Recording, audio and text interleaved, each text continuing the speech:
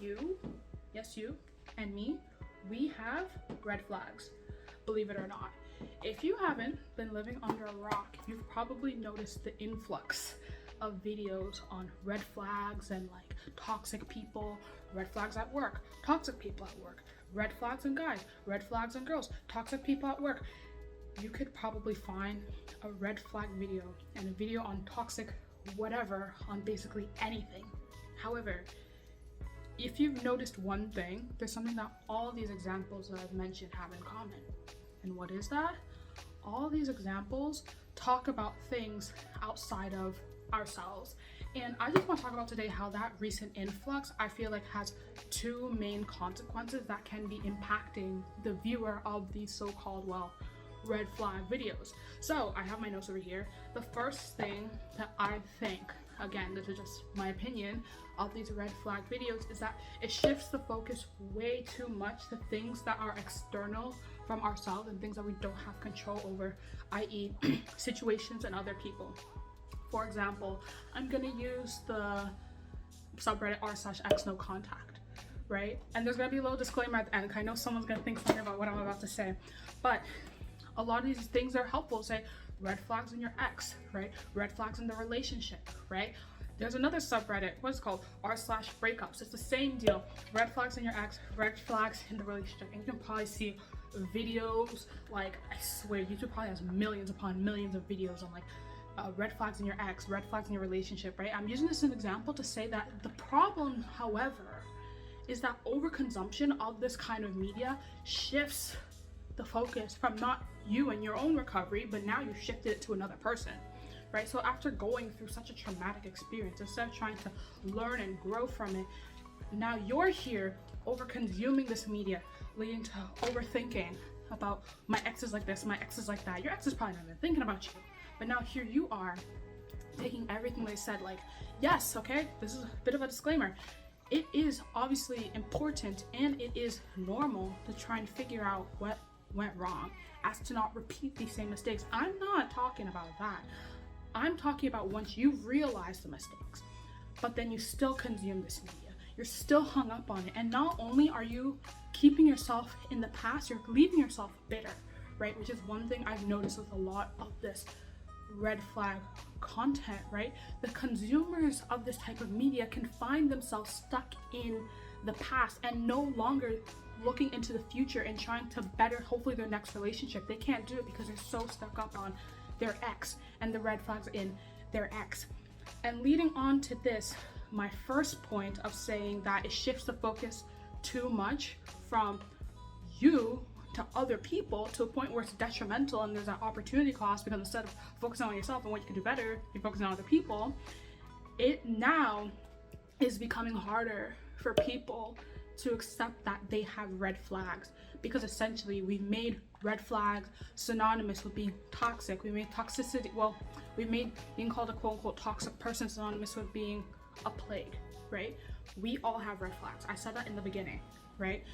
And it's hard for people to acknowledge that now, because when they think, oh, I have red flags, it can make them think they're bad, right?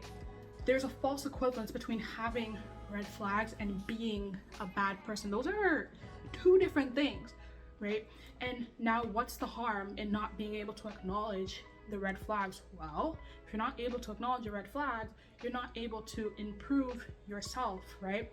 So, for example, right, for me and myself, I will acknowledge that I have my own, something that people will call red flags, that I obviously need to work on, right? Like, my red flag is that I know that I have a difficult time replying to people, and now me being able to accept that is like, okay, that's just something I need to work on. That doesn't necessarily make me a bad person, right?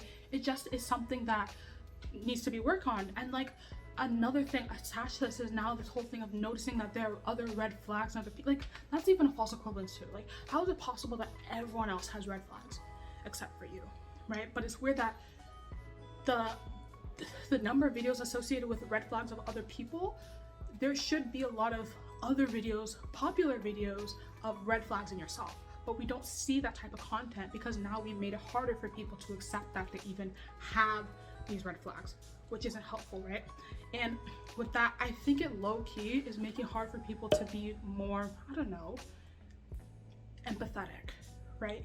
So for example, if we see that someone has a hard time replying, right, we think this person's so toxic, this person has red flags, like everyone is on their phone, why can't they reply to me, they probably this or that, 101 things, and you cut them off, right? Now you villainize that person without knowing what's exactly going on. And I have to put another disclaimer at the end, I'm not saying that you should tolerate this type of behavior, right? I'm just saying that people can do these so-called bad toxic things and not be bad toxic people, like for example not replying, right? And I say this to making us less empathetic, because now we're looking at these people like they're doing something wrong on purpose, when sometimes it's not like that, right? So those are the two main things, right? A lot of this red flag content is now shifting the focus from ourselves to other people, to the detriment of ourselves, because now instead of focusing on ourselves and how we can improve our own situation, we're focusing way too much on other people.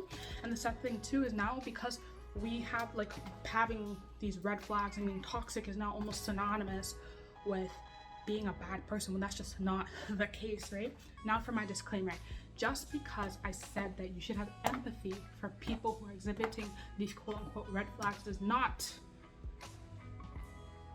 mean you need to tolerate it, right?